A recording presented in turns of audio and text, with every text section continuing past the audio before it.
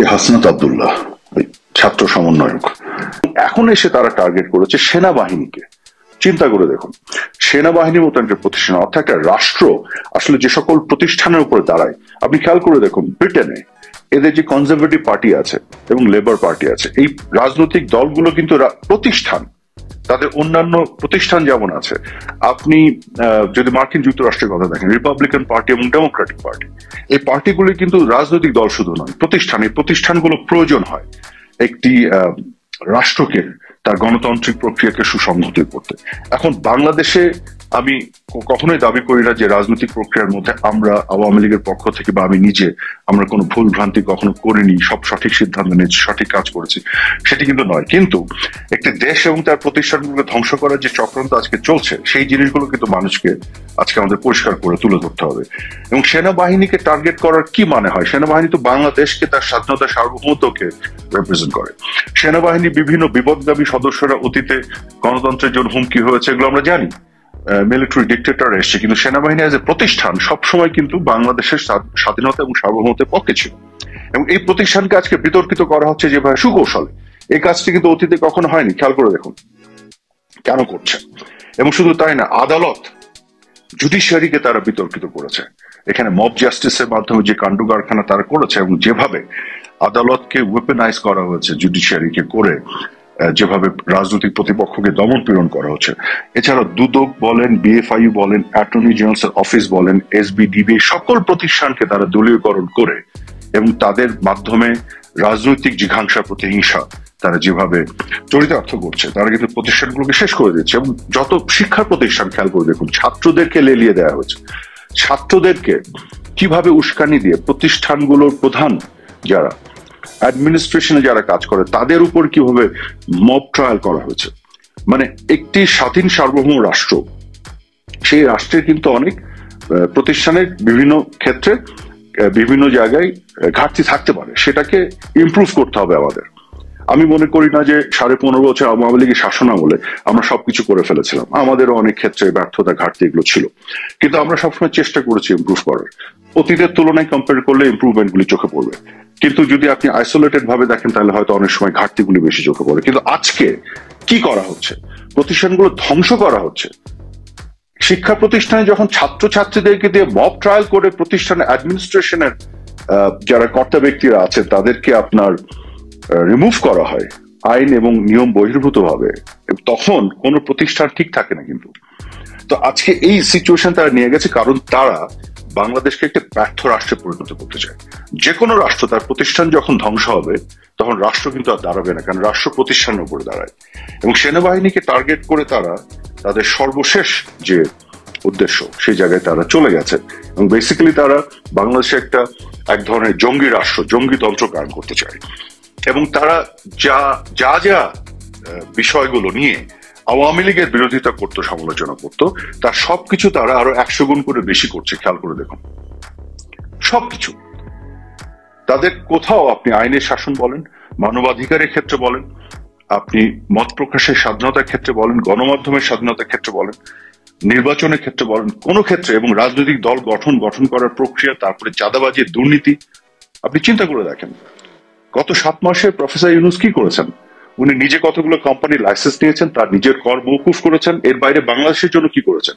গ্রামীণ ব্যাংকের যে শেয়ার ছিল সরকারের, বাংলাদেশ সরকারের অর্থাৎ দেশের জনগণের, সেই 25% শেয়ারকে কমিয়ে 5% করে ফেলেছেন। সো যা কিছু করেছেন সব তো নিজের স্বার্থে করেছেন। একটিও আপনি এক্সাম্পল দেখাতে পারবেন না যে বাংলাদেশের জন্য করেছে তারা। এবং একই সাথে তারা কি করেছে? ধানমন্ডি 32 নম্বর তারা ভেঙে ফেলল। তারপরে তারা উদ্যত হয়েছিল টুঙ্গিপাড়া, গোপালগঞ্জের টুঙ্গিপাড়া বঙ্গবন্ধু সমাধিতে, সেখানে তারা যাওয়ার জন্য। অর্থাৎ বাংলাদেশ রাষ্ট্রটি যে সকল ভিত্তির উপর দাঁড়িয়ে সকল ভিত্তিকে তারা চ্যালেঞ্জ করছে এবং সেগুলোকে তারা ধ্বংস করার চেষ্টা করছে। বাংলাদেশের মানুষ তো এখন বুঝতে পারছে, আশা করি, যে এরা আসলে কি করতে যাচ্ছে, এদের উদ্দেশ্যটা কি। আমি মনে করি এদেশে আমাদের অতীতে যা কিছু হচ্ছে সেগুলোর ভুল ভ্রান্তি এবং ব্যর্থতা থেকে শিক্ষা নিয়ে আগামী দিনে সত্যিকার অর্থে একটা গণতান্ত্রিক বাংলাদেশ, যেখানে ইলেকট্রাল প্রসেস এবং অন্যান্য প্রতিষ্ঠানগুলো সঠিক ভিত্তির উপরে দাঁড়াবে, সুপ্রতিষ্ঠিত হবে, সেই বিষয়গুলোই আমাদের সামনে মাথায় রেখে কাজ করা উচিত। না হলে কিন্তু এদেশের ভবিষ্যৎ খুবই খারাপ আমাদের জন্য। এই হাসনাত আব্দুল্লাহ ছাত্র সমন্বয়ক, যে এখন এনসিপির নতুন যে পার্টিটি হয়েছে তার একটি নেতা, কিছুদিন আগে যে বলল সেনাবাহিনীর সাথে তার মিটিং এ কি কি কথা হয়েছে, আমি তো তার কথা বিশ্বাস করতে পারি না। এই কারণে পারি না, কারণ গোপন মিটিং গুলোতে কি কথা হয়, বাইরে এসে সে মিথ্যা কথা বলে। কারণ আপনাদেরকে একটু মনে করিয়ে দিতে চাই, জুলাই মাসের 20 তারিখে 2024 সালে আমাদের সাথে এই 3 জন ছাত্র সমন্বয়কের একটা মিটিং হয়েছিল রাষ্ট্রীয় অতিথি ভবন পদ্মায়, এবং এই মিটিং এ ছিল এই হাসনাত আব্দুল্লাহ, সার্জিস আর হাসিব আর একটা ছেলে, যে ছেলেটা কিছুদিন আগে দাবি করলো যে মেট্রো রেল যদি আগুন জ্বালিয়ে না দেওয়া হতো, পুলিশকে যদি হত্যা করানো হতো, তাহলে তাদের বিপ্লব সফল হতো না।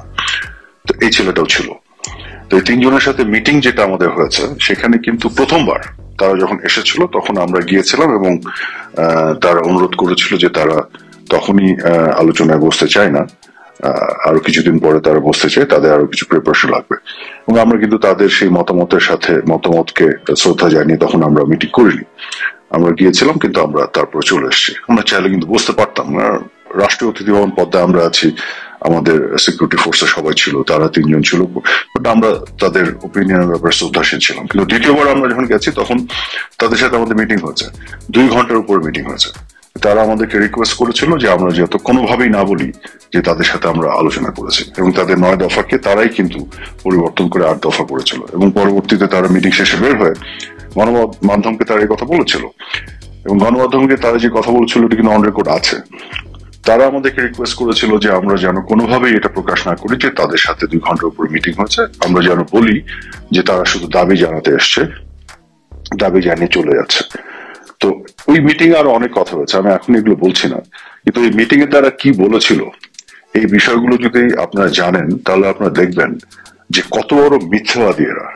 সেই মিটিং এ তাদের কি আচরণ ছিল, কিভাবে তারা কথা বলেছিল, কি তারা চেয়েছিল, আর পরবর্তীতে সেই মিটিং এর বিষয় নিয়ে সে ব্যাখ্যা দিতে গিয়ে যেভাবে নিজেকে হিরো হিসেবে উপস্থাপন করার চেষ্টা করেছে, একটা ফেক ড্রামাবাজ এই ছেলেটা, ন্যূনতম অনেস্টি সততার নাই।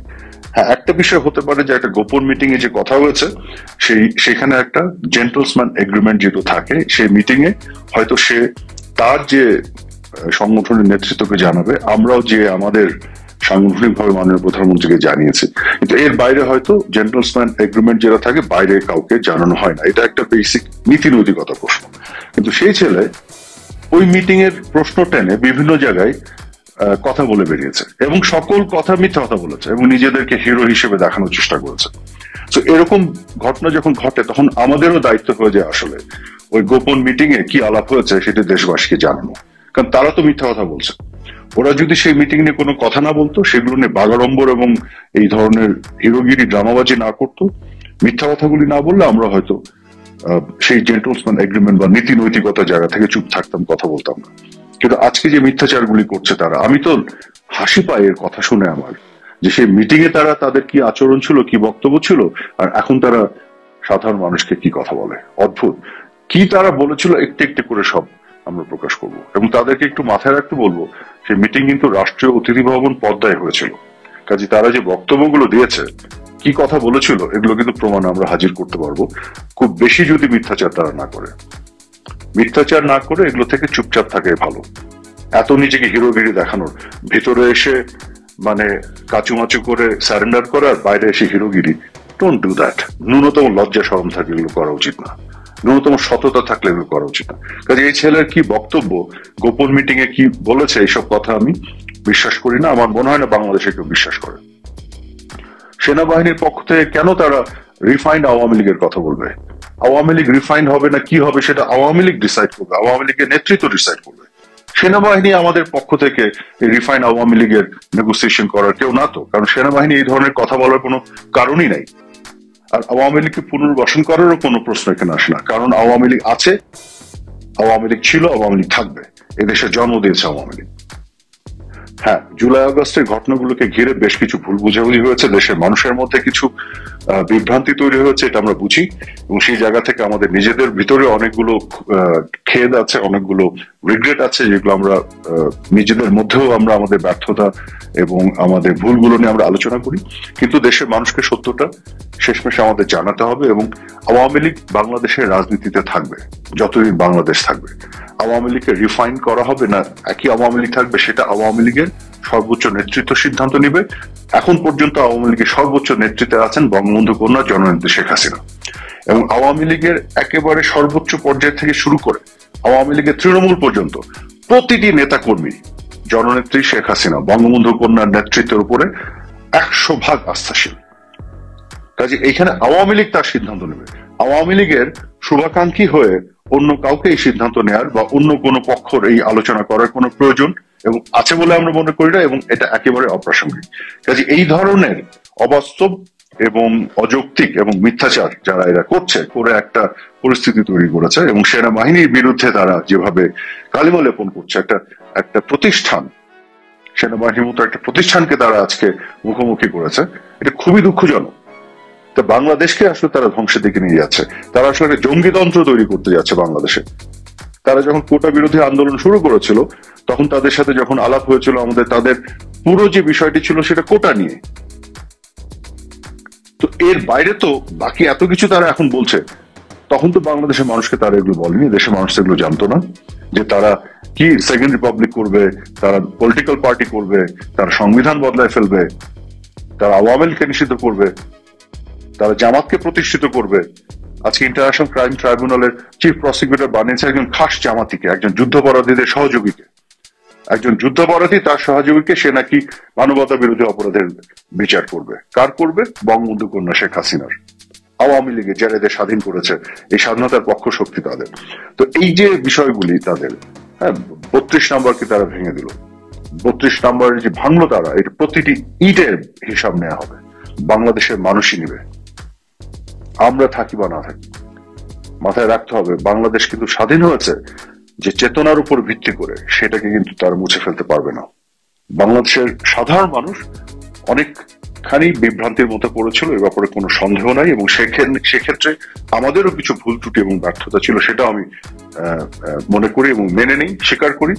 তবে এটিও সত্যি আজকে পরিষ্কার হচ্ছে যে আক্রমণ হয়েছিল গণভবনে এবং প্রধানমন্ত্রীর অফিসে এবং বিভিন্ন জায়গায়, সেটি সেই 71 সালে পাক হানাদার বাহিনীর যে আক্রমণ, সেই আক্রমণের মতন আক্রমণ হয়েছিল বাংলাদেশের স্বাধীনতা এবং সার্বভৌমত্বের উপরে।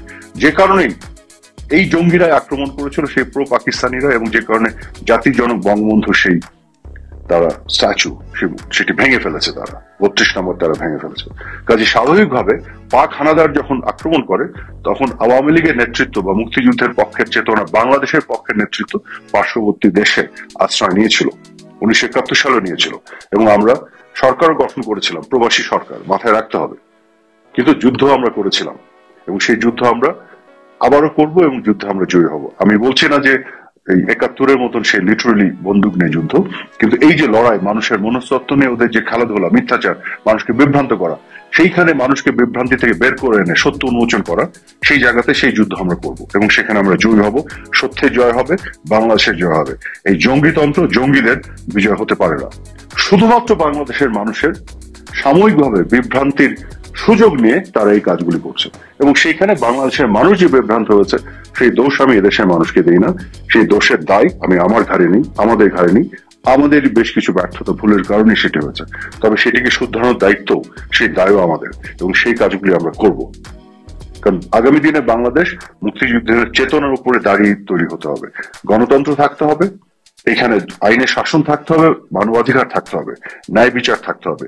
এই বিষয়গুলো নিয়ে আমরা কোনো কম্প্রোমাইজ করবো না। তার মানে এই নয় এই পুরো বিষয়গুলো নিয়ে আমরা আমাদের শাসন আমলে সবকিছু শুদ্ধ করে ফেলেছিলাম, এমন কিছু আমি দাবি করছি, এরকম কিছু আমি দাবি করছি না। আমাদেরও ভুল ভ্রান্তি, ব্যর্থতা, ঘাটতি ছিল, কিন্তু তার মানে এই নয় যে এই জন্য বাংলাদেশকে ধ্বংস করে জঙ্গিতন্ত্র তৈরি করতে হবে, জঙ্গিদের স্বর্গরাজ্য করতে হবে। আমরা যেখানে আমাদের ঘাটতি ছিল সেটা পূরণ করে আগামী দিনে আমরা আরো ইমপ্রুভ করতে চাই, সেটি আমাদের অঙ্গীকার, কমিটমেন্ট বাংলাদেশের মানুষের কাছে। আপনাদের সবাইকে অনেক ধন্যবাদ।